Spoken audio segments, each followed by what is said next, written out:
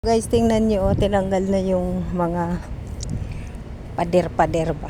Ayan o, mga kahoy pinagpuputol na. Kasi bawal na nga eh. Pinagbawal na ng government oh. Pinagpuputol na nila. O ito 'di ba dati hindi mo makita yan dyan kasi may palaruan.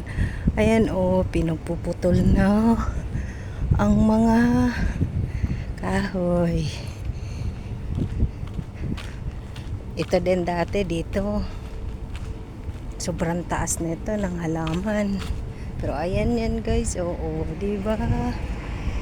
Oh, yung mga palaruan nasaan na? Bawal na kasi. Doon din oh, tingnan niyo guys. Buong Kuwait yan nagigpit. Oh, kailangan kita yung bahay nyo. Ayan oh, see? So yung mga basura. Kukolekta naman yan.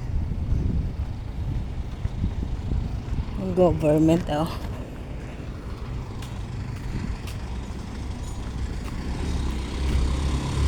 Kita tuloy ang mga basura. Kahit doon oh. Lahat buong Kuwait. So dati hindi mo to makikita kasi ganito malabong. So kailangan daw kita yung bahay, ang view. Sobrang init guys, grabe. 9:30 in the morning pa lang pero yung init parang ano na 46 degree. Ayan, sasaglit lang ako sa Jamaica. Bibili lang ako ng kamatis. Ubusan kami ng kamatis.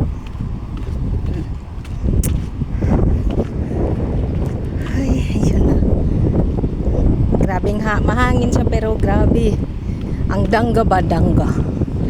So ayan guys, salamat, yan lang update ko.